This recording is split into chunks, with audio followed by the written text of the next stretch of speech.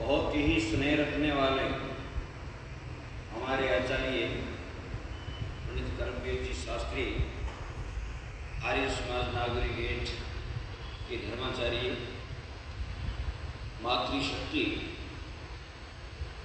दैनिक ब्रह्म महाविद्यालय के कर्मचारियों आर्य भद्र पुरुषों और जो हमारे सामने अनुराग जी बैठे हैं कि पूरे देश में मीडिया के द्वारा ये वैदिक प्रचार पूरे देश में भेज रहे हैं और हमारे ढोलक वादक श्री कौरपाल जी, देखिए मेरे से पूर्व आप बहुत ही सुंदर भजन ईश्वर भक्ति का सुन रहे थे दैनिक ब्रह्म महाविद्यालय के कर्मचारी से।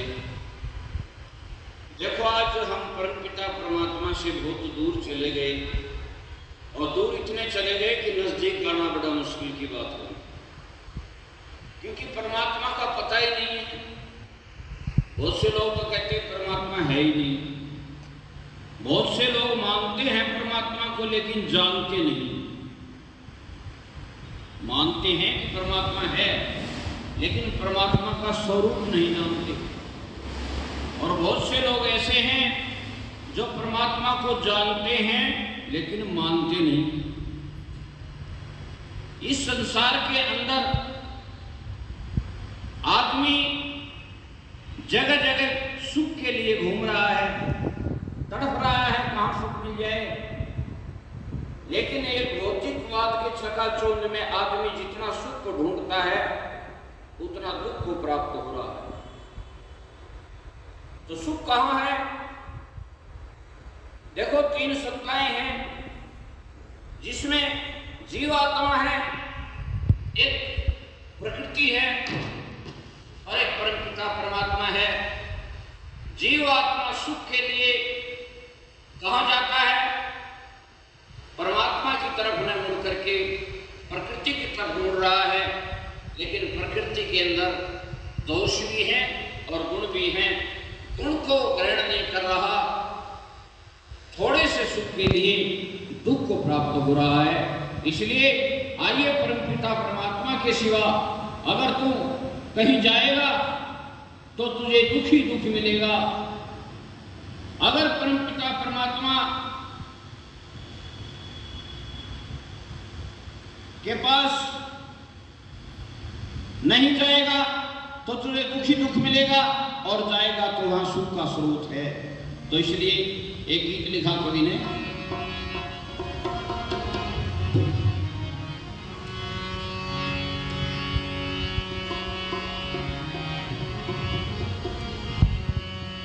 प्रभु की सिवा कहीं दिल ना लगाना, प्रभु की सिवा कहीं दिल ना लगाना।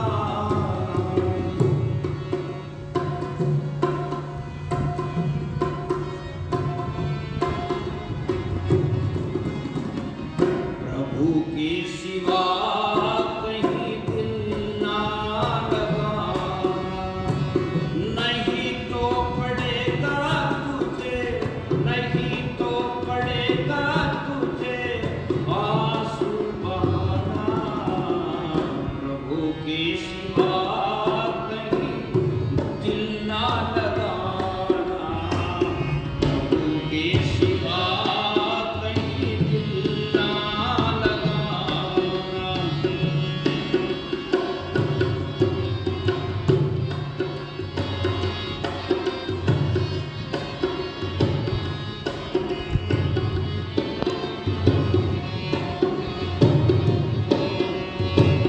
जो प्रभु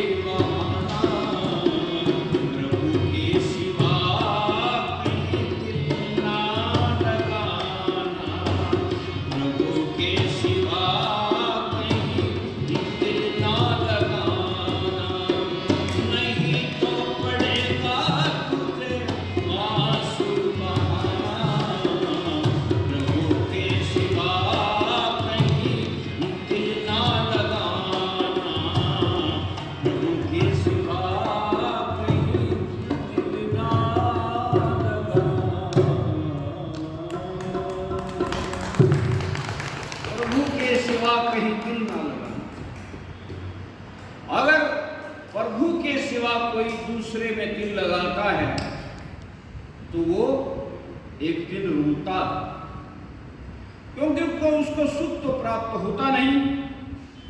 जो शाश्वत सुख है, जो मोक्ष की तरफ ले जाने वाला सुख है, वो सुख प्राप्त नहीं होता। तो इसलिए कभी भी परम पिता परमात्मा को भुलाना नहीं चाहिए। गीत और